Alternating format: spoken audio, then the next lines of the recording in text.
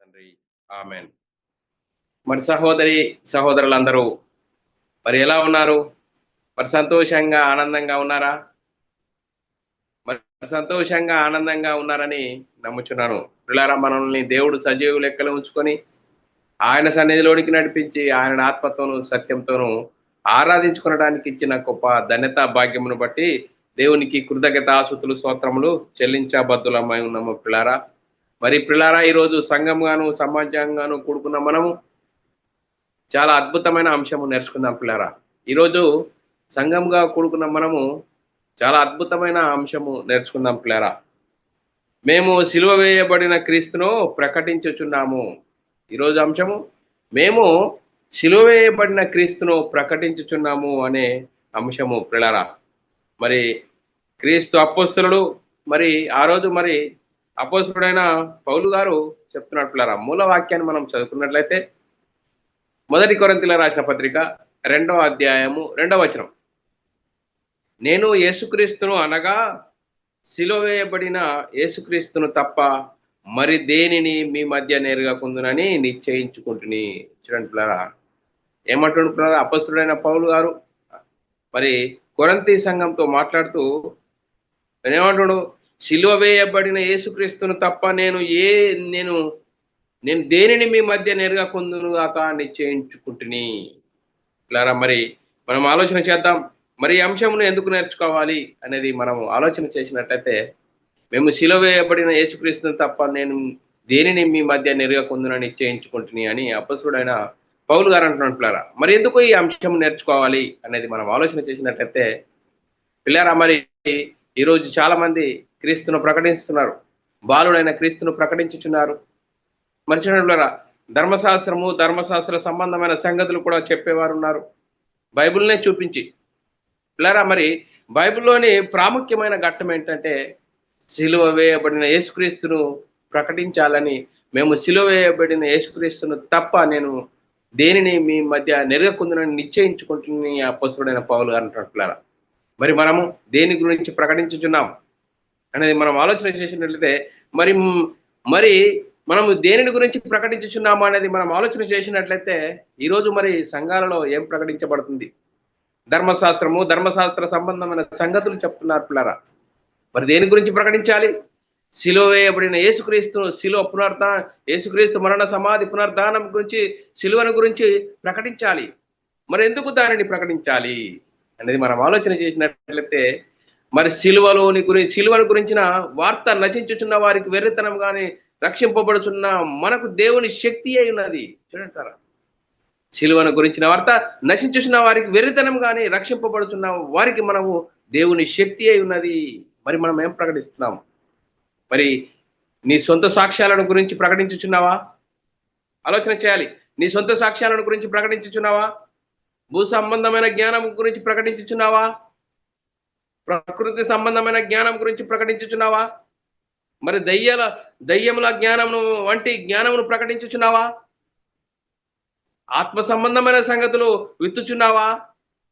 ఆత్మ సంబంధమైన సంగతులు విత్తుచున్నారా? మరి శరీర సంబంధమైన సంగతులు విత్తుచున్నారా? మరి ఇతరుల విశ్వాసముల గురించి ప్రకటించుచున్నారా? ఏంటి? ఇతరుల విశ్వాసముల గురించి ప్రకటించుచున్నారా? మరి పిట్ట కథలు ప్రకటించుచున్నారా? మనుషులు కల్పించిన పద్ధతులు, దైవోపదేశములను వాటిని ప్రకటించుచున్నారా? దేనిని ప్రకటించాలి? మనము చూడండి, మరి మనం దేనిని గురించి ప్రకటించాలి అనేది మనం ఆలోచించట్లే.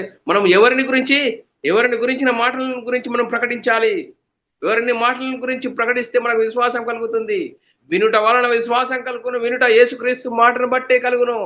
యేసు బాలుడైన క్రీస్తుని గురించా? కాదు పిల్లరా, మృతులలో నుండి తిరిగి లేచిన యేసుక్రీస్తుని గురించి ప్రకటించాలి. చూడండి పిల్లరా, ఇన్ని ప్రశ్నలు వేసుకుని మనము ఒక్కొక్కటిగా వాక్యానుసారంగా నేర్చుకుందాం పిల్లరా. మరి వాక్యానుసారంగా నేర్చుకుంటూ ముందుకు సాగుదాము పిల్లరా. ఏది మాట్లాడినా లేఖనము ఆధారం చేసుకుని మనం వాక్యం ప్రకటించాలి. వాక్య ప్రకారంగా మన ఆత్మీయ జీవితం ఉన్నదా లేదని మనల్ని మనము సరి చేసుకోవాలి పిల్లరా. ఇంత గొప్ప ధన్యత దేవుడు అనుగ్రహించినందుకు దేవునికి కృతజ్ఞతాస్తుతులు స్తోత్రములు చెల్లించబద్దులమై ఉన్నాం పిల్లరా. లేఖనాలు చూస్తున్నాం పిల్లరా. మొదటి కొరింథీయుల రాసిన పత్రిక 2వ అధ్యాయం 2వ వచనంలో రాయబడిన మాట, నేను యేసుక్రీస్తును అనగా సిలువ వేయబడిన యేసుక్రీస్తును తప్ప మరి దేనిని మీ మధ్య నెరగకుందునని నిశ్చయించుకుంటుని. అంతేకాదు మరి 2 తిమోతి రాసిన పత్రిక 2వ అధ్యాయం 8వ వచనంలో అపొస్తలుడైన పౌలు గారు తిమోతికి రాస్తున్నాడు. నా సువార్త ప్రకారము అంటే పౌలు గారికి ఒక సువార్త ఉన్నదా? లేదండి. యేసుక్రీస్తుని గురించి సువార్త.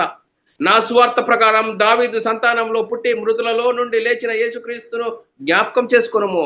యేసుక్రీస్తును జ్ఞాపకం చేసుకోము అంటారా? మరి యేసుక్రీస్తు ఇంకా శరీరమును బట్టి దావీదు సంతానం రోమిలకు రాసిన పత్రిక 1వ అధ్యాయం 5వ వచనంలో యేసుక్రీస్తు శరీరమును బట్టి దావీదు సంతానముగాను మృతులలో నుండి పునరుద్ధానుడైనందున పరిశుద్ధాత్మను బట్టి దేవుని కుమారుడుగో ప్రభావంతో నిరూపింపబడిన కాలంలో ఉన్నాం మనం పిల్లరా. మరి చూడండి పిల్లరా, 2 కొరింథీయులకు రాసిన పత్రిక 5వ అధ్యాయం 16వ వచనంలో కూడా రాయబడ్డది, మేము క్రీస్తును శరీర రీతిగా ఎరిగినను కావున ఇక మీదట మేము శరీర రీతిగా ఎవరినైనాను ఎరగము అంటున్నాడు పిల్లరా. అపొస్తలుడైన పౌలు గారు శరీర రీతిగా ఎవరినైనా ఎరగము, మేము క్రీస్తును శరీర రీతిగా ఎరిగి ఉన్నాను, ఇక మీదట ఆయనను అలాగ ఎరగము. ఇప్పుడు ఎలా ఎరగాలి? యేసుక్రీస్తు ఎక్కడున్నాడంటే ఇప్పుడు యేసుక్రీస్తు పరలోకంలో దేవుని కుడి పార్శ్వమున ఆసీనుడై మన కొరకు విజ్ఞాపన చేస్తున్నాడు, రాజ్య పాలన చేస్తున్నాడు. యేసుక్రీస్తుని ఎలా చూస్తున్నావు నువ్వు? ఇంకా యేసుక్రీస్తు మరణ పునర్ధానం గురించి సువార్తను ప్రకటించాలి. ఆ సువార్తలో ఉంది దేవుని శక్తి. యేసుక్రీస్తుని ఎవరని నమ్ముకుంటున్నావు? ఇంకా తండ్రి అయిన దేవుడే యేసుక్రీస్తుగా వచ్చాడు, యేసుక్రీస్తు పరిశుద్ధాత్ముడుగా వచ్చాడంటున్నావా? లేఖనం ఏం చెప్తుందో వినుము. 1వ యోహాను రాసిన పత్రిక 4వ అధ్యాయం 15వ వచనంలో రాయబడిన మాట, యేసు దేవుని కుమారుడని ఎవడు ఒప్పుకొనునో వానిలో దేవుడు నిలిచి ఉన్నాడు, వాడు దేవుని యందున్నాడు. చూడండి ఎంత గొప్ప మాటలు పిల్లరా. యేసు దేవుని కుమారుడని ఎవడు ఒప్పుకొనునో వానిలో దేవుడు నిలిచి ఉన్నాడు, వాడు దేవుని యందున్నాడు. యోహాను సువార్త 5వ అధ్యాయం 5వ వచనంలో యేసు దేవుని కుమారుడని నమ్మువాడు తప్ప లోకమును జయించువాడు మరెవడు? చూడండి, యేసు దేవుని కుమారుడని నమ్మువాడు తప్ప లోకమును జయించు వాడు మరి ఎవడు? చూడండి, ఏంటి ఇంత గొప్ప మాటలు ఉండగా యేసుక్రీస్తు ఎవరని నమ్ముకుంటున్నాం? తండ్రి అయిన దేవుడే యేసుక్రీస్తుగా వచ్చాడు అనుకుంటున్నావా? అది కాదు. తండ్రి అయిన దేవుడుగా ఉన్నాడు, యేసుక్రీస్తుగా ఉన్నాడు. అలా నమ్మడమే విశ్వాసము. చూడండి మరి దేని గురించి వినాలి ఈరోజు? ప్రకృతి సంబంధమైన సంగతుల, ఆత్మ సంబంధమైన సంగతులు విత్తుతున్నారా? మరి మనుషుల సంగతులు విత్తుతున్నారా? దేని గురించి మనం ప్రకటిస్తున్నారు? దేని గురించి మనం వింటున్నాము? దేని గురించి వింటే విశ్వాసం కలుగుతుంది? ధర్మశాస్త్ర సంబంధమైన సంగతులు చెప్తే మరి విశ్వాసం కలుగుతుందా?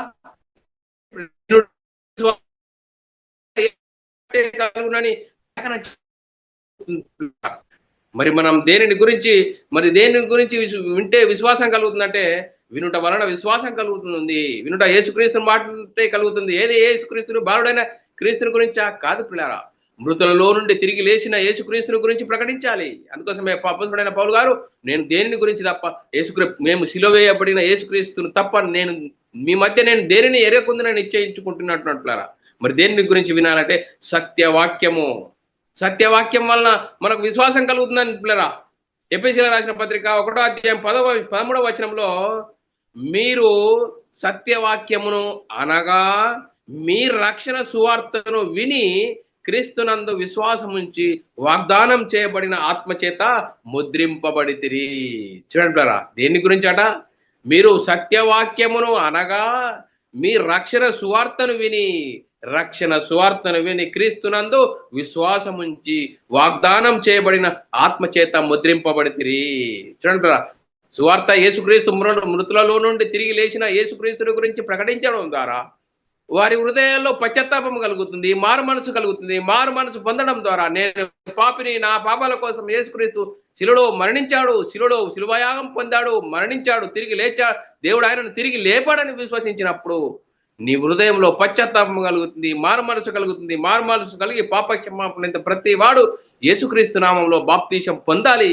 అపొస్తలులు ప్రకటించారు పిల్లల. మొదటి శతాబ్దంలో అపొస్తల కార్యము 2వ అధ్యాయం 36 నుంచి 38వ వచనంలో యేసుక్రీస్తును మీరు శిలువకు జీవాధిపతిని శిలువకు అప్పగించారు, కానీ దేవుడు ఆయనను అధిపతిగాను క్రీస్తుగాను నియమించాడు అని అపొస్తలులు ప్రకటిస్తున్నారు పిల్లల. అపొస్తల కార్యము 2వ అధ్యాయం 36 నుంచి మీరు శిలువ వేసిన ఈ యేసునే దేవుడు ప్రభుగాను క్రీస్తుగాను నియమించెను, ఇది ఇజ్రాయిల్ వంశమంతయు రూఢిగా తెలుసుకొనవలనని చెప్పెను. ఇది ఇజ్రాయిల్ వంశమంతా రూఢిగా తెలుసుకొనవలను. మీరు శిలువకు అప్పగించారు, కానీ ఆయనను దేవుడు ప్రభుగాను క్రీస్తుగాను నియమించను. ఇది మీరు మరి ఇజ్రాయేల్ వంశమంతా రుడిగా అంటే వాస్తవం అని తెలుసుకోవాలి. వారు ఈ మాటలు విని సువార్తను విన్నట్లు వారు ఈ సువార్తను విని హృదయంలో నొచ్చుకున్నారట. సహోదరులారా అని మేమేమి చేతుమని వచ్చారట. పేతురును చూడు, చేతుమని పేతురును కడమ అపొస్తలులను అడగగా వాళ్ళు ఏమంటారు? పేతురు, మీరు మారు మనసు పొందండి. మారు రూపాలు కాదు ఇక్కడ, మనం చక్కగా అర్థం చేసుకోవాలి లేఖనంను. మీరు మారు మనసు పొంది పాప క్షమాపణ నిమిత్తం ప్రతి వాడు యేసుక్రీస్తు నామంలో బాప్తీసం పొందుడి, అప్పుడు మీరు పరిశుద్ధాత్మ అనువరము పొందుదురు.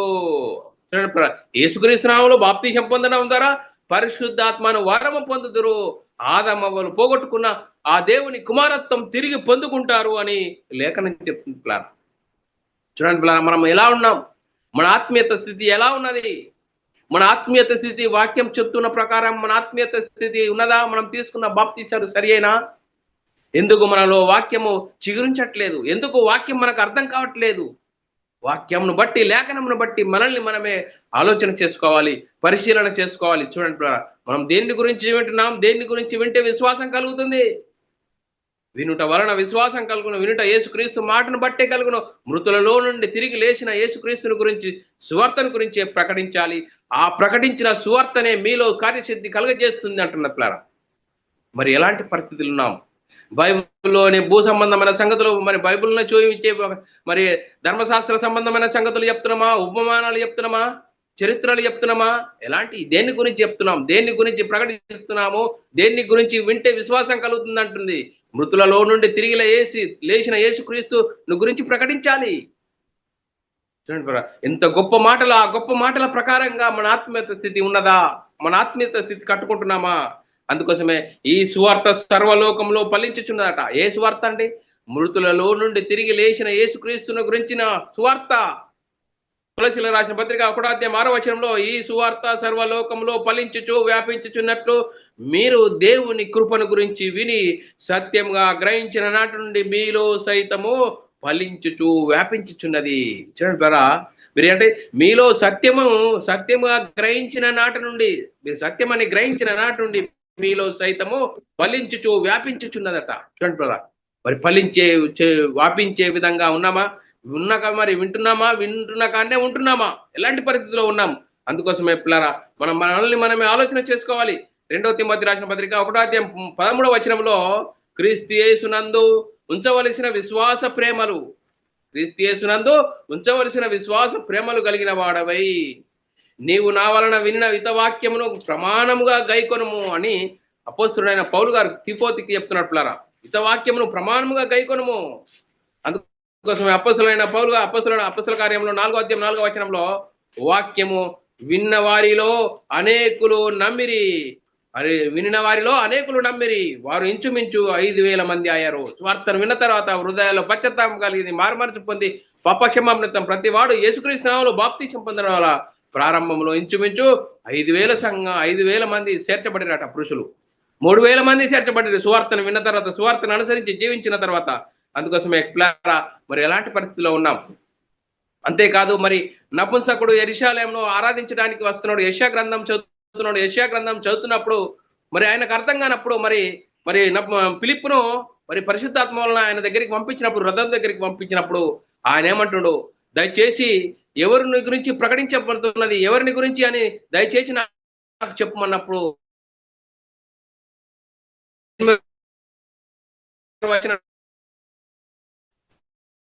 ప్రవక్త అయిన ఎవరిని గురించి దయచేసి నాకు తెలుపమని అప్పుడు ఫిలిప్పును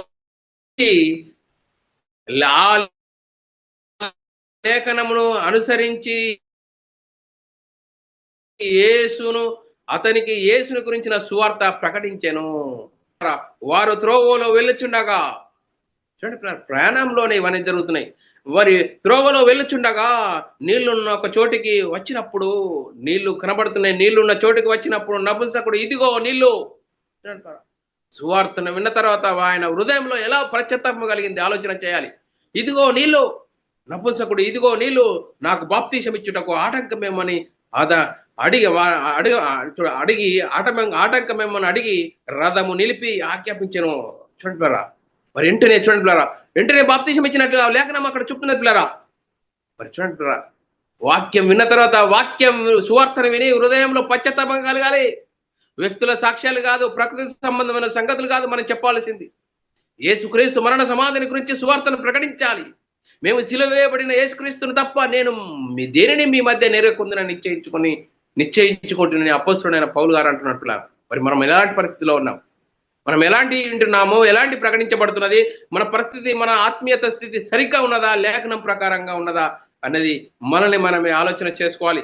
ఇంకంతేకాదు పిల్లారా, మరి మరి ఇటాలీ పట్టణంలో మరి ఒక పట్టణంలో ఉన్న ఆయన వాక్యం వినాలని ఆశపడుతున్నాడు పిల్లారా.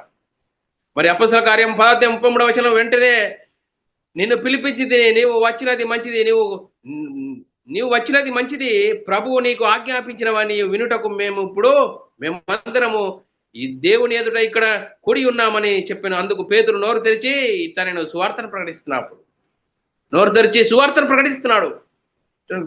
సువార్త ప్రకటిస్తున్నప్పుడు సువార్త వారి హృదయాలు కరస్థితి కలిగిస్తున్నది.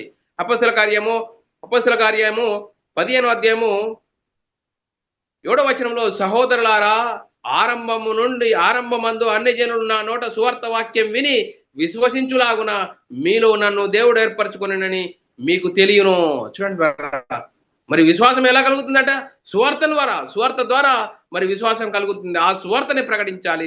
సువార్త కాకుండా నువ్వు దేన్ని ప్రకటించినా అది మరి దుర్వార్తనే అవుతుంది. కానీ సువార్తను ప్రకటించాలి. ఆ సువార్తలో ఉంది దేవుని శక్తి. ఆ దేవుని శక్తి ఏం చెప్తుందంటే, మనమై ఉన్న ఆత్మను రక్షించే శక్తి గల వాక్యాన్ని ప్రకటించాలి. ఎలాంటి పరిస్థితిలో ఉన్నాం, మనల్ని మనమే ఆలోచన చేసుకోవాల్సిన అవసరం ఎంతైనా ఉంది. చూడండి, మరి క్రీస్తును గురించిన సాక్ష్యం మీలో సైతం స్థిరపరచబడినందున ఆయన యందు మీరు ప్రతి విషయంలో మరి ముందుకు సాగుతున్నారు అంటున్నాడు పిల్లరా. మరి చూడండి పిల్లరా, మనం లేఖనం చదువుకుందాం పిల్లరా. 1 కొరింథీయుల రాసిన పత్రిక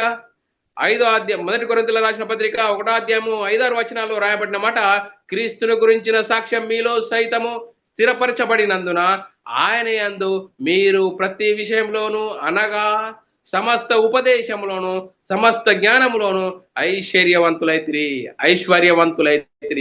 ఐశ్వర్యం అంటే ఈలోక సంబంధమైన ఐశ్వర్యం కాదు పిల్లరా, క్రీస్తు ఐశ్వర్యమును గురించి ప్రకటించడం జరుగుతుంది పిల్లరా. క్రీస్తు ఐశ్వర్యమును గురించి ప్రకటించబడుతుంది. చూడండి పిల్లరా, మనం ఆలోచన చేద్దాం. క్రీస్తు ఐశ్వర్యమును గురించి ప్రకటించుతుంది. అందుకోసమే 1 కొరింథీయుల రాసిన పత్రిక 1వ అధ్యాయం 7వ వచనంలో, ఏ కృపావరమునందు లోపము లేక మీరు ప్రభు అయిన యేసుక్రీస్తు యొక్క ప్రత్యక్షత కొరకు ఎదురు చూచుచున్నారు. చూడండి, మీరు ఏ కృపావరందు లోపం లేక మీరు ప్రభు అయిన యేసుక్రీస్తు కొరకు ప్రత్యక్షత కొరకు ఎదురు చూస్తున్నారు. యేసుక్రీస్తు వస్తాడు, మనల్ని తీసుకెళ్తాడనే ఒక ఎదురు చూపు చూస్తున్నాం. వాక్యం ప్రకారంగా ఆత్మీయ స్థితి సరిగ్గా ఉంటే మన ఆత్మీయ సంగతులు, ఆత్మ సంబంధమైన సంగతులతో సరిచేసుకుంటూ మన ఆత్మీయ ప్రయాణంలో ఉన్నాము. ఆ ప్రయాణము ఎలాంటి పరిస్థితిలో ఉన్నాం? ప్రయాణంలో విని వాక్యం మన హృదయంలో కార్యసిద్ధి కలిగజేసే విధంగా వాక్యం వింటున్నామా? ప్రకటించేవారు ప్రకటిస్తున్నారా? మరి దేన్ని గురించి ప్రకటిస్తున్నారు, దేన్ని గురించి వింటున్నాం, దేన్ని గురించి మన హృదయంలో కార్యసిద్ధి కలిగజేస్తుంది అనేది మనల్ని మనమే ఆలోచన చేయాలి పిల్లరా. మరి సిలువను గురించిన వార్త మరి ఎలాంటి పరిస్థితిలో ఉన్నది? 1 కొరింథీయుల రాసిన పత్రిక 1వ అధ్యాయము 17-18 వచనాల్లో చాలా చక్కగా రాబడ్డది. బాప్తీసం ఇచ్చుటకు క్రీస్తు నన్ను పంపలేదు, కానీ క్రీస్తు యొక్క శిలువ వ్యర్థం కాకుండానట్లు వాక్చాతుర్యం లేకుండా సువార్త ప్రకటించుటకు ఆయన నన్ను పంపెను. శిలువను గురించిన వార్త నశించుచున్న వారికి వెర్రితనముగాను, రక్షింపబడుతున్న మనకు దేవుని శక్తి అయి ఉన్నది. చూడంటారా, శిలువను గురించిన వార్త ఏంది? నశించుచున్న వారికి వెర్రితనము కనబడుతున్నది. వారికి ఏం పని లేదు, ఊకే అదే సోది చెప్తున్నాడు అంటాడు నశించేటోళ్ళు. మరి రక్షింపబడుతున్న వారికి మనకు దేవుని శక్తి అయి ఉన్నది. చూడంటారా, రక్షింపబడుతున్న మనకు దేవుని శక్తి. చూడంటారా, ఆత్మరక్షణ, నిత్య జీవము, పరలోక ప్రాప్తి సువార్తలో ఉంది. ఆ సువార్తనే ప్రకటిస్తున్నామా? ఆ సువార్త ప్రకారం మన ఆత్మీయ జీవితం ఉన్నదా లేదా అనేది మనల్ని మనమే ఆలోచన చేయాలి పిల్లరా. మరి 1 కొరింథీయుల రాసిన పత్రిక 1వ అధ్యాయం 21-24 వచనాలు, మరి సువార్త అయిన ప్రకటన వెర్రితనం చేత నమ్ము వారికి దేవుని దయాపూర్వక సంకల్పం ఆయనట. దేవుని జ్ఞానానుసారంగా లోకం తన జ్ఞానం చేత దేవుని ఎరగకుండినందున, చూడంటారా, లోకం దేనట? దేవుని జ్ఞానానుసారంగా లోకము తన జ్ఞానం చేత దేవునిని ఎరగకుండినందున సువార్త ప్రకటనయను వెర్రితనము చేత నమ్ము వారికి రక్షించుటకు దేవుని దయాపూర్వక సంకల్పమాయను. దేవుని దయాపూర్వక సంకల్పమాయన సువార్త. చూడండి, యూదులు సూచక్రియలు చేయమని అడుగుచున్నారు. ఏం చెప్తారు? యూదులు సూచక్రియలు చేయమని అడుగుతున్నారు. వాళ్ళకి అలవాటైపోయింది యూదులకు. మరి గ్రీకు దేశస్థులు జ్ఞానమును వెతుకుచున్నారు. అయితే మేము సిలువ వేయబడిన క్రీస్తును ప్రకటించుచున్నాము. చూడండి, మేము సిలువ వేయబడిన క్రీస్తును ప్రకటించుచున్నాము అంటున్నట్లు. మరి 24వ వచనము, ఆయన యూదులకు ఆటంకముగాను అన్ని జనులకు వెర్రితనంగా ఉన్నాడు. చూడలే, యూదులకు ఆటంకంగా ఉన్నాడు, మరి అన్ని జనులకు వెర్రితనంగా ఉన్నాడు. గాని యూదులకేమి గ్రీకు దేశస్థులకేమి పిలువబడిన వారికి క్రీస్తు దేవుని శక్తియు దేవుని జ్ఞానమై ఉన్నాడు. పిలువబడిన వారికి క్రీస్తు దేవుని శక్తియు దేవుని జ్ఞానమై ఉన్నాడు అని లేఖనం చెప్తున్నారా. మరి అలాంటి పరిస్థితిలో మనం దేన్ని అంది అతిశయించాలి? అతిశయించేవాడు ప్రభునందే అతిశయించాలి అని లేఖనం చెప్తుంది. 1 కొరింథీయుల రాసిన పత్రిక 1వ అధ్యాయం 31వ వచనంలో అతిశయించేవాడు ప్రభునందే అతిశయింపవలనని రాయబడినది నెరవేరినట్లు దేవుని మూలముగా ఆయన మనకు జ్ఞానమును నీతియు పరిశుద్ధాత్మయో విమోచనమాయను.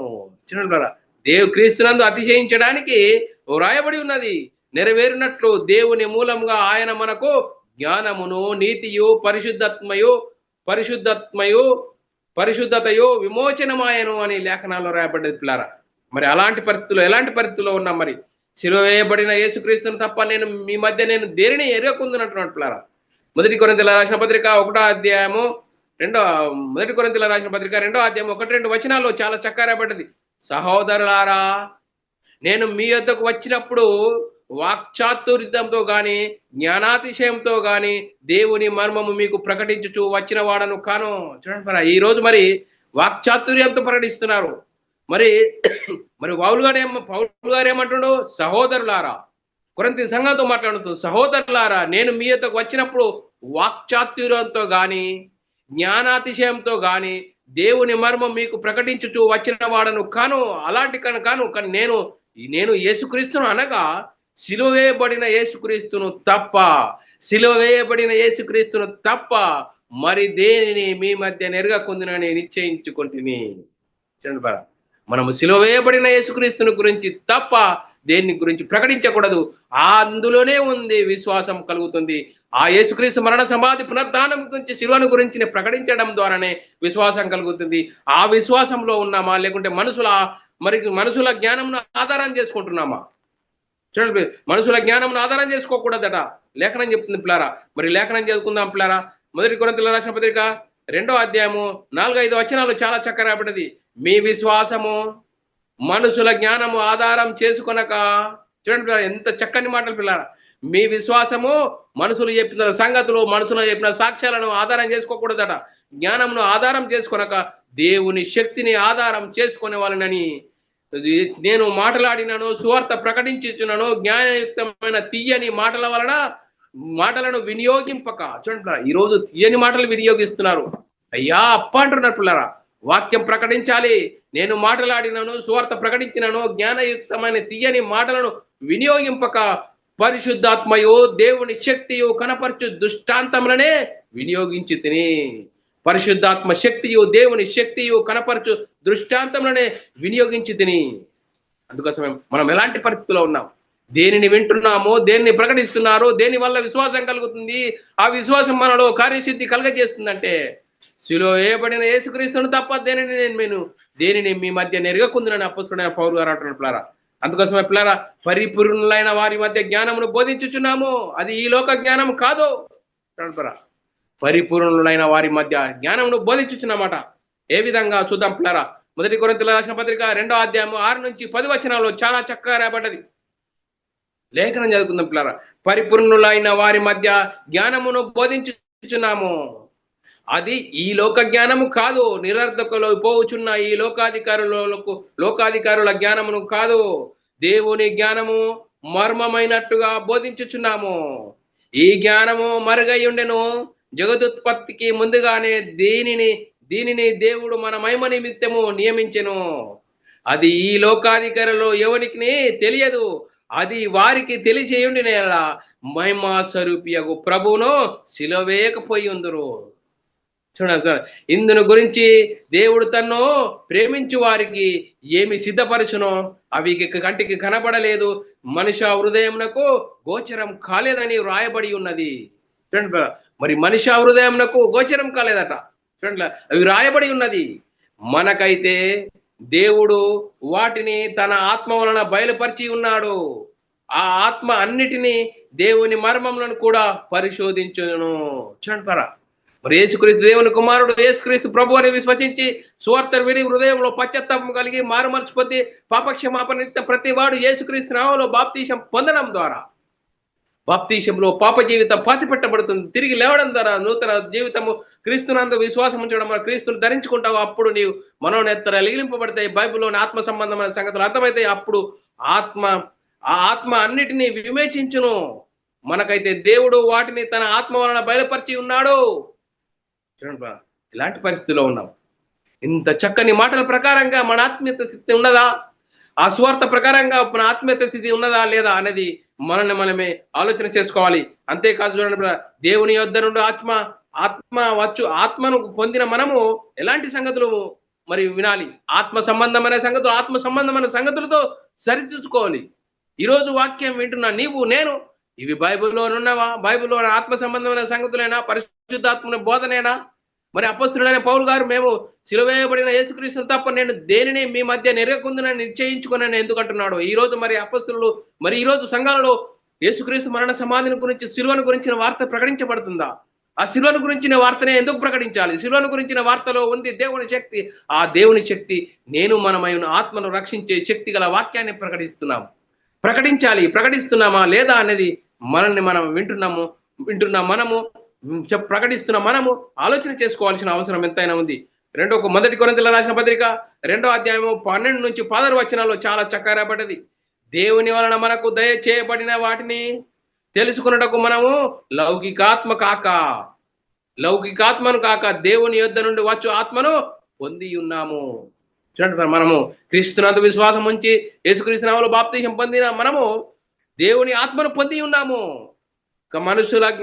మనుష్య జ్ఞానం నేర్పు మాటలతో కాక ఆత్మ సంబంధమైన సంగతులతో సరిచూసుకుంటూ ఆత్మ నేర్పు మాటలతో మేము వీటిని గురించి మేము బోధించుచున్నాము. ప్రకృతి సంబంధమైన మనుషుడు దేవుని ఆత్మ విషయములను అంగీకరింపడు. చూడండి, బైబిల్ సిద్ధాంత ప్రకారంగా మనం తీసుకున్న బాప్తీసం అయితే మరి వాక్యాన్ని అంగీకరిస్తాడు. ఆత్మ సంబంధమైన సంగతులు అర్థమవుతాయి.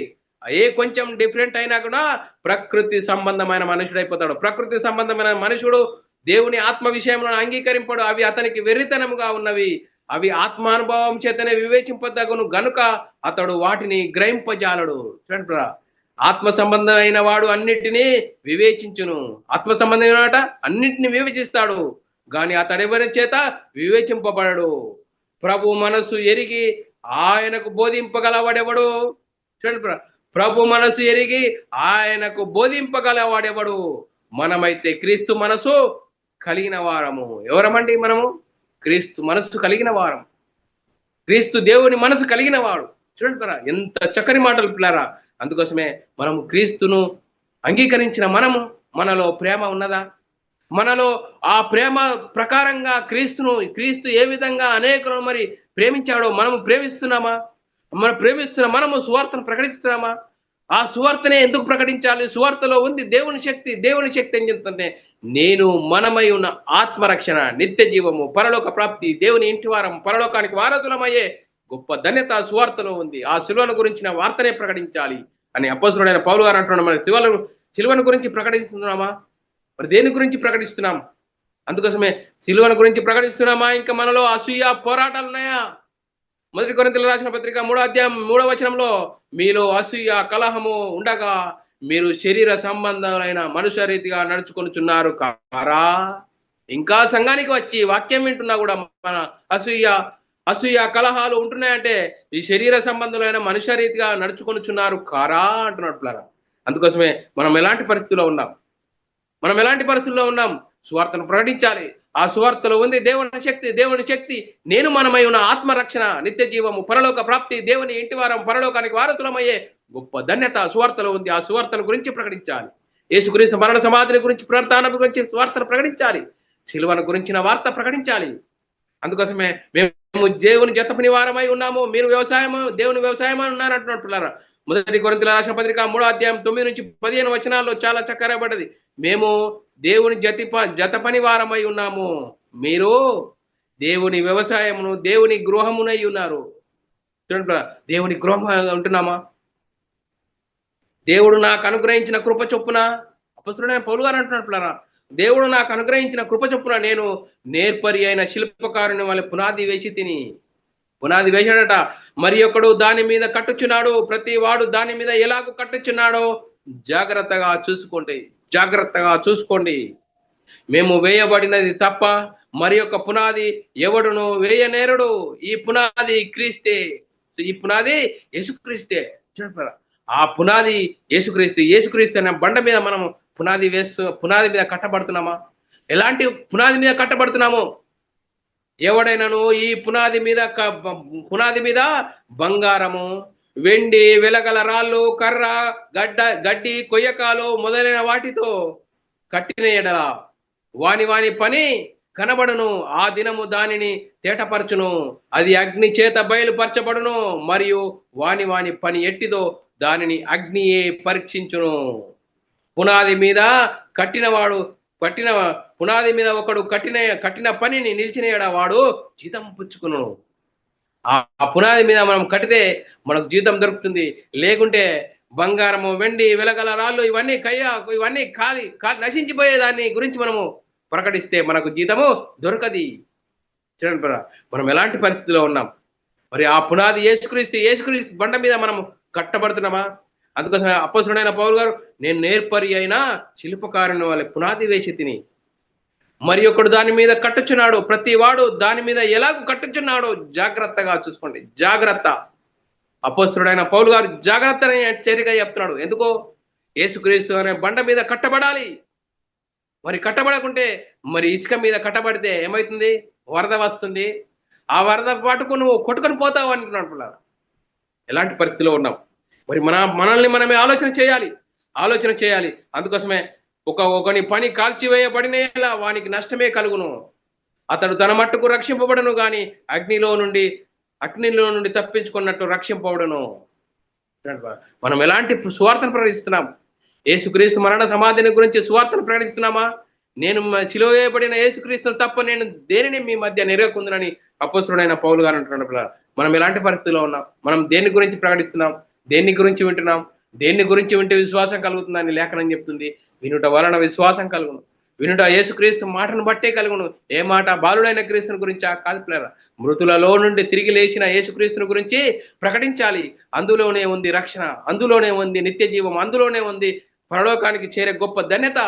ఆ సువార్తలో ఉంది దేవుని శక్తి ఏం చేస్తుందంటే, నేను మనమై ఉన్న ఆత్మ రక్షణ, నిత్య జీవము. అందుకోసమే ప్రియులారా, మనం ఏం వింటున్నాం? ఎందుకు మన ఆత్మీయత స్థితి సరిగ్గా లేదు?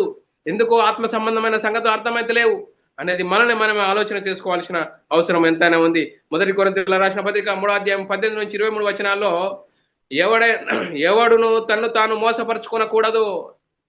మీలో ఎవడైనాను లోకమందు తాను జ్ఞానినని అనుకుని నేడలా జ్ఞాని అగునట్టు వెర్రివాడు కావలెను. ఈ లోక జ్ఞానము దేవుని దృష్టికి వెర్రితనమే. జ్ఞానులను వారి కుయుక్తులు ఆయన పట్టుకొనును. చూడండి, ఈ లోక జ్ఞానము దేవుని దృష్టికి వెర్రితనమే. జ్ఞానులను వారి కుయుక్తులు ఆయన పట్టుకొనును. మరియు జ్ఞానుల యోచనలు వ్యర్థమని ప్రభు నాకు తెలియనని వ్రాయబడి ఉన్నది. చూడండి, మరియు జ్ఞానుల యోచనలు వ్యర్థమని ప్రభు నాకు తెలియను అని వ్రాయబడి ఉన్నది. కాబట్టి ఎవడునో మనుషుల యందు అతిశయింపకూడదు. సమస్తమును మీవి, పౌలైనను, అపోల్లో అయినను, కేప అయినను, లోకమైనను, జీవమైనను, మరణమైనను, ప్రస్తుత మందు ఉన్నవి అయినను, రాబోవునైనను సమస్తమును మీవి. మీరు క్రీస్తువారు, క్రీస్తు దేవునివాడు. మీరు క్రీస్తువారు, క్రీస్తు దేవునివాడు. మనం ఎలాంటి పరిస్థితిలో ఉన్నాం? అందుకోసమే మనల్ని మనం ఆలోచన చేసుకోవాలి. 2 కొరింథీయుల రాసిన పత్రిక 4వ అధ్యాయం 2వ వచనంలో, అయితే కుయుక్తిగా నడుచుకొనకయు, ఏం చేయాలండి? ఇవన్నీ విని మనం ఏం చేయాలా? కుయుక్తిగా నడుచుకోకూడదు. కుయుక్తిగా నడుచుకొనకయు, దేవుని వాక్యమును వంచనగా బోధింపకయు. దేవుని వాక్యాన్ని వంచనగా బోధించకూడదు, ఉన్నది ఉన్నట్టుగా ప్రకటించాలి. చూడండి, వంచనగా బోధింపకయు, సత్యమును ప్రత్యక్షపరచుట వలన ప్రతి మనుషుని మనస్సాక్షి ఎదుట మమ్మును మేమే దేవుని ఎదుట మెప్పించుకుంటున్నాం. చూడండి పిల్లరా, దేవుని ఎదుట మనము చెప్తున్నది, దేవుని ఎదుట ప్రకటిస్తున్నామనే దేవుని వాక్యానికి భయపడాలి, మనుషులకు కాదు భయపడాల్సింది.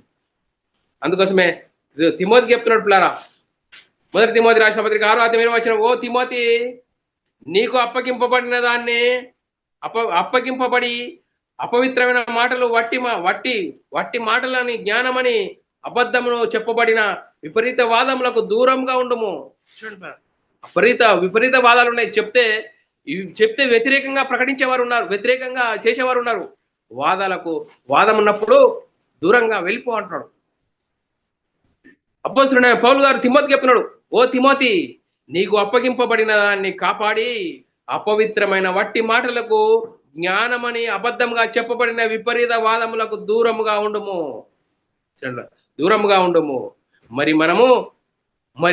మనం ఎవరిని గురించి ప్రకటించుచున్నారు? మీరు ఎవరి గురించి ప్రకటించుచున్నారు అంటే, అపోస్తలుడైన పౌలు గారు అంటున్నట్లుగా 1 కొరింథీయుల రాసిన పత్రిక 2వ అధ్యాయం 2వ వచనంలో, నేను యేసుక్రీస్తును అనగా సిలువ వేయబడిన యేసుక్రీస్తును తప్ప నేను దేనిని మీ మధ్య ఎరగకుందునని నిశ్చయించుకుంటుని.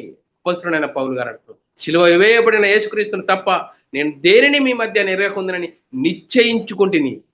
మనం కూడా నిశ్చయించుకొని యేసుక్రీస్తు మరణ సమాధిని పునరుద్ధానం గురించి ప్రకటించుచున్నాము. అందుకోసమే పిల్లరా, మరి ఈ సంగతులు వింటున్నా మనము విడిచిపెడుతున్నామా? ఎలాంటి పరిస్థితుల్లో ఉన్నాం? హెబ్రీయులకు రాసిన పత్రిక 2వ అధ్యాయం 1వ వచనం, కావున మనము వినిన సంగతులు విడిచిపెట్టుకొని కొట్టుకొని పోకున్నట్టు వాటి యందు మరీ విశేషంగా జాగ్రత్త కలిగి ఉందాము. ఇవన్నీ విని మనము విడిచిపెట్టకుండా మరి విన్న వాటిని గ్రహించి జాగ్రత్తగా కలిగి ఉండాలని చెప్తున్నది. కావున మనము వినిన సంగతులు విడిచిపెట్టి కొట్టుకొని పోకున్నట్లు వాటి యందు మరి విశేషంగా జాగ్రత్త కలిగి ఉందాము. అందుకోసమే మనం ఎలాంటి పరిస్థితుల్లో ఉన్నాం? మరి వింటున్న మాటలను జాగ్రత్తగా పట్టుకొని మనం ముందుకు సాగుదాం పిల్లరా. అందుకోసమే ఏప్రిల్ రాసిన పత్రికలో రాయబడ్డది, నేడు మీరు ఆయన శబ్దం వినినేడలా అరణ్యంలో శోధన దినమందు కోపం పుట్టించినప్పటి వలె మీ హృదయాలను కఠినపరచుకొనకుడి. వాక్యం వింటున్న వీరు వాక్యంకు లోపడండి, ఆత్మనియమంకు లోపడండి. మీ హృదయాన్ని కఠినం చేసుకుంటే చాలా భయంకరమైన పరిస్థితి. హృదయాన్ని కఠినం పరచుకోకుండా ఆత్మ సంబంధమైన సంగతులతో సరిచూసుకుంటూ మన ఆత్మీయ ప్రయాణం చక్కగా ఉన్నదా లేదా, చక్కగా లేకుంటే ఒక వాక్యంకు లోపడదాం, వాక్యానుసారంగా జీవిద్దాం. మనమందరము దేవునికి మహిమ తెచ్చే వారంగా ఉందాం పిల్లారా. అందుకోసమే పిల్లారా, ఎబ్రీయుల రాసిన పత్రికలో రాయబడ్డది 4వ అధ్యాయం 2వ వచనం, వారికి ప్రకటింపబడినట్లు మనకును సువార్త ప్రకటింపబడెను. చూడండి, మరి వారి ప్రకటింపబడిన గారు వినిన వారి విశ్వాసం గల వారై కలిసి ఉండలేదు గనుక విన్న వాక్యం వారికి నిష్ప్రయోజనమైంది. చూడండి, వాక్యం విన్నారు, ఆ వాక్యం నిష్ప్రయోజనమైనట్లుగా వారు ఉన్నారు, కానీ వాక్యం వారికి అంటలేదు. ఇప్పుడు మనం సువార్త వింటున్న నీవు సహోదరుడా, మనం ఎలాంటి పరిస్థితిలో ఉన్నాం? మన విశ్వాసం ఎలాంటి దాని మీద కట్టబడ్డది? క్రీస్తు అనే బండ మీద కట్టబడ్డదా? ఎలాంటి పరిస్థితిలో ఉన్నాం? మనల్ని మనం ఆలోచన చేసుకోవాలి. ఆలోచన చేసుకుంటూ ముందుకు సాగాలి పిల్లరా. అందుకోసమే ఏప్రిల్ రాసిన పత్రికలో రాయబడ్డది 4వ అధ్యాయం 6 నుంచి 9 వచనాల్లో, కాగా కొందరో విశ్రాంతిలో ప్రవేశించుదురన్న మాట నిశ్చయం గనుక ముందు సువార్త విన్నవారు అవిధేయత చేత ప్రవేశింపలేదు గనుక నేడు మీరు ఆయన మాట వినిన ఎడల మీ హృదయములను కఠినపరచకునకూడని వెనుక చెప్పబడిన ప్రకారము ఇంతకాలం తర్వాత దావీదు గ్రంథములో నేడు అనొక దినము నిర్ణయింపబడెను. యెహోషువ వారికి విశ్రాంతి కలుగజేసిన ఎడల ఆ తర్వాత మరి ఒక దినం గురించి ఆయన చెప్పకపోవును. కాబట్టి దేవుని ప్రజలకు విశ్రాంతి నిలిచి ఉన్నది. దేవుని ప్రజలకు విశ్రాంతి నిలిచి ఉన్నది. ఆ విశ్రాంతి ఏంటంటే యేసుక్రీస్తు మరణ సమాధిని గురించి సువార్తను వినాలి, ఆ సువార్తకు లోబడాలి. సువార్త ప్రకారంగా మన మనసును, మన వాక్యం మనల్ని మనం సరిచేసుకుంటూ వాక్యానుసారంగా జీవించాలి. ఆత్మ సంబంధమైన సంగతులతో సరిచూసుకోవాలి. మరి మన విశ్వాసము మరి క్రీస్తు అనే బండ మీద మనం కట్టబడ్డామా, లేకుంటే మనుషుల సంగతులు విన్నామా, ప్రకృతి సంగతులు విన్నామా, మనుషుల సాక్ష్యాలు విని మనం క్రీస్తులోకి వచ్చామా? ఎందుకు యేసుక్రీస్తు ఎందుకు రావాలి? ఎందుకు యేసుక్రీస్తుని నమ్ముకోవాలి? ఎందుకు యేసుక్రీస్తు మాట వలన విశ్వాసం కలుగుతుంది? చూడండి పిల్లరా, ఎంత గొప్ప మాటలు పిల్లరా. వినుట వలన విశ్వాసం కలుగును, వినుట యేసుక్రీస్తు మాటను బట్టి కలుగును. ఏ యేసు అండి? మృతులలో నుండి తిరిగి లేచిన యేసుక్రీస్తుని, సిలువ వేయబడిన యేసుక్రీస్తును తప్ప నేను దేనిని మీ మధ్య ఎరుగకుందునట్టు పిల్లరా. అందుకోసమే మనం ఎలాంటి పరిస్థితిలో ఉన్నాం? మరి మనసులు కల్పించిన పద్ధతులు, దేవోపదేశములని మరి వింటున్నామా? ధర్మశాస్త్ర సంబంధమైన సంగతులు వింటున్నామా? ఉపమానాలు వింటున్నామా? చరిత్రలు వింటున్నామా? వీటి వల్ల మనకు ఏమీ లాభం లేదట. దేన్ని గురించి వినాలి? వినుట వలన విశ్వాసం కలుగును, వినుట యేసుక్రీస్తు మాటని కలుగును. మృదులలో నుండి తిరిగి లేచిన యేసుక్రీస్తుని గురించి సువార్తను ప్రకటించాలి. ఆ సువార్తలో ఉంది దేవుని శక్తి. ఆ దేవుని శక్తి ఏం చెప్తుంటే, నేను మనమై ఆత్మరక్షణ, నిత్య జీవం, పరలోక ప్రాప్తి, దేవుని ఇంటి వారం, పరలోకానికి వారసులము అయ్యే గొప్ప భాగ్యము. ఆ భాగ్యాన్ని మనం గట్టిగా పట్టుకోవాలి. గట్టిగా పట్టుకోకుంటే వాక్యాన్ని కలిపి చేరిపోయేవారు ఉన్నారు. వాక్యాన్ని కలిపి చేరిపోయేవారు ఉన్నారు. నువ్వు సంఘానికి వెళ్ళు, పాట పాడు, కానుక వేయో, నువ్వు పరలోకం పోతావని చెప్పేవారు ఉన్నారు. ఏంటి పరలోకాన్ని తీసుకెళ్లేది? సువార్త. ఆ సువార్తను, ఉపదేశం గట్టిగా పట్టుకోవాలి. ఆ గట్టిగా పట్టుకుంటే నువ్వు రక్షణ పొందుతావు. లేకుంటే సాతాను ఏం చేస్తాడంటే శరీరాశ, నేత్రాశ, జీవడమ్మని చూపెడతాడు. నువ్వు సంఘంలో వెళ్ళుమో, నీకు అన్ని సమృద్ధిగా ఉన్నాయి, సంఘానికో పాట పాడు, కానుక వేయు, బస్ నీ పని నువ్వు చేసుకొని వాడు సాతాను భ్రమపరుస్తాడు. ఈరోజు మరి సాతాను సిద్ధపరిచిన బోధలు అనేకమైనగా జరుగుతున్నాయి. యేసుక్రీస్తు రండి, యేసుక్రీస్తు వద్ద వస్తే అన్ని నీకు దొరుకుతాయి, అన్ని లభిస్తాయి, అన్ని లాభాలే, అన్ని క్షమాలే అని చెప్తున్నారు పిల్లరా. యేసుక్రీస్తు నమ్ముకుంటే శ్రమ వస్తుందని బైబిల్ చెప్తున్నాను పిల్లరా. చూడండి పిల్లరా, మరి సాతాను సంబంధమైన ఆలోచనలకు పోకుండా, ప్రకృతి సంబంధమైన సంగతులు వినకుండా, మరి వినుట వలన విశ్వాసం కలుగును, వినుట యేసుక్రీస్తు మాటను బట్టే కలుగును. ఆ యేసుక్రీస్తు మాట అంటే మృతులలో నుండి తిరిగి లేచిన యేసుక్రీస్తుని గురించి తప్ప, సిలువ వేయబడిన యేసుక్రీస్తుని గురించి తప్ప నేను మీ మధ్య నేను దేనిని ఎరగకుందునని అపొస్తలుడైన పౌలు గారు అంటున్నారు. మరి ఆ మాటలు విని మనము మన ఆత్మీయత స్థితిని కట్టుకొని మనం ఎలాంటి మన ఆత్మీయత పరిస్థితిని సరిదిద్దుకుంటూ ఇకనైనా లేఖనం ప్రకారంగా మన ఆత్మీయత స్థితిని సరిదిద్దుకుంటూ ముందుకు సాగుదాం పిల్లారా. అందుకోసమే ఈ రోజు మనము సిలువ వేయబడిన యేసుక్రీస్తును తప్ప నేను దేనిని మీ మధ్య ఎరగకుందునట్టున్నాడు అపొస్తలుడైన పౌలు గారు పిల్లారా. మన అపొస్తలుడైన పౌలు గారు మరి చెప్తున్న మాటలు మనకు అర్థమవుతున్నాయా? మరి 1 కొరింథీయులకు రాసిన పత్రికలో రాయబడ్డది. 1 కొరింథీయులకు రాసిన పత్రిక 2వ అధ్యాయము 2వ వచనంలో యేసుక్రీస్తును అనగా సిలువ వేయబడిన యేసుక్రీస్తును తప్ప నేను సిలువ వేయబడిన యేసుక్రీస్తును తప్ప మరి దేనిని మీ మధ్య నెరవేర్చుకుందునని నిశ్చయించుకుంటుని. మరి అందుకోసమే మనం మనసుల విశ్వాసం మీద ఆధారపడుకుంటున్నామా? దేవుని శక్తిని ఆధారం చేసుకోవాలని లేఖనం చెప్తుంది. అందుకోసమే పిల్లారా, వాక్యం వింటున్న సహోదరి సహోదరుడా, ఈరోజు మేము సిలువ వేయబడిన యేసుక్రీస్తును తప్ప దేనిని మీ మధ్య నెరవేర్చుకుందునని అపొస్తలుడైన పౌలు గారు చెప్పిన మాటలు ఈరోజు వాక్యంగా నేర్చుకున్నాం పిల్లరా. విన్న వాక్యాన్ని మనము మన ఆత్మీయ స్థితిని కట్టుకుంటూ మనం అందరము దేవునికి మహిమ తెచ్చేవారంగాను, ఘనత తెచ్చేవారంగా ఉంటూ ముందుకు సాగుదాం. మరి ఇంతవరకు చెప్పబడిన లేఖనం ప్రతి ఒక్కరి హృదయంలో నీరుగట్టి ఫలింపజేయను గాక. ఆమెన్. అందరికీ వందనములు. దేవునికి స్తోత్రాలు.